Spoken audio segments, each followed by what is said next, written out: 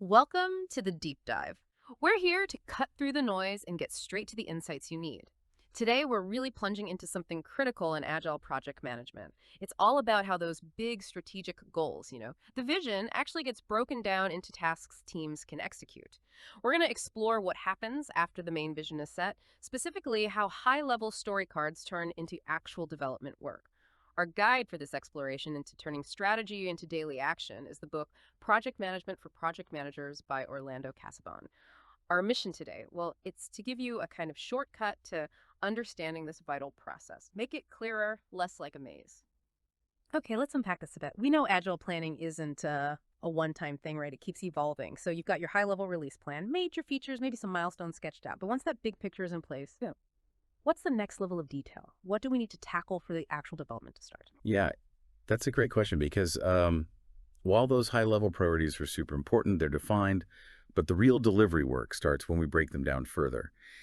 And it's not just making a list. It's really about transforming those goals into, well, concrete outcomes. Things development teams can realistically say, yes, we can do this within a short time frame, like a sprint. It's all about guiding those focused short-term cycles and organizing the specific work. Right. And when you talk about getting specific, it's easy to get wires crossed, maybe think of other planning types. Like some folks might hear detailed planning and think, oh, is this process planning? Or maybe preemptive planning. Are those right? Good point, but no, not quite. Process planning is really about the how. The workflows, the tools, the methodology itself, crucial stuff, but it doesn't tell us what specific feature gets built next. And preemptive planning, well, that's about looking ahead for risks, trying to head off problems. Also vital, but different from breaking down user features into tasks for this cycle. And sometimes you hear odd terms like referential planning, but honestly, that's not really standard project management language. Okay, so it's not setting up the workflow, it's not just dodging risk. So what is this bridge, this activity that takes us from the big release plan to, actual coding? That's where iteration planning comes in. That's the term we're looking for. It's this focused planning activity that happens right before each development iteration. Think of a sprint, for example. In iteration planning, the team pulls in those refined story cards from the release plan, the specific features they aim to tackle. They decide which ones they can commit to completing in that upcoming cycle.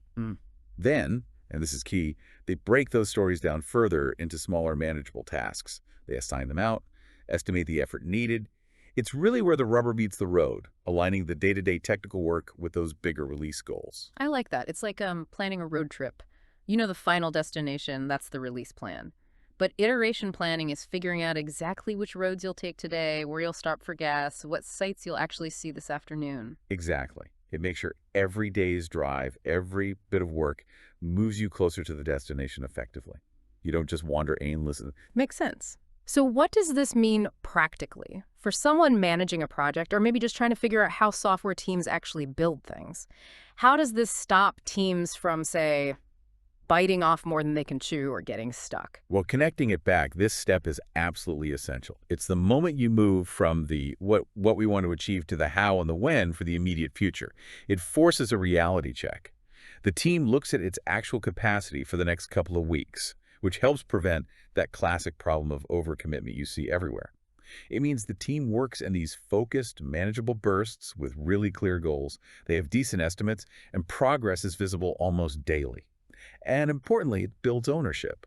The team figures out how they'll deliver. They're not just told what to do in minute detail. This is really where that strategic vision gets translated into daily, productive execution. Keeps everyone aligned. That is a powerful difference, isn't it? It's about empowering the team, letting them adapt, deliver value step by step, rather than sticking rigidly to some massive upfront plan that's probably wrong anyway after a few weeks.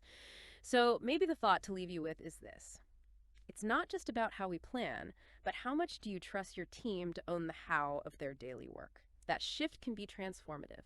And if you really want to master this art of turning big ideas into daily results, we absolutely recommend checking out Project Management for Project Managers by Orlando Casabon.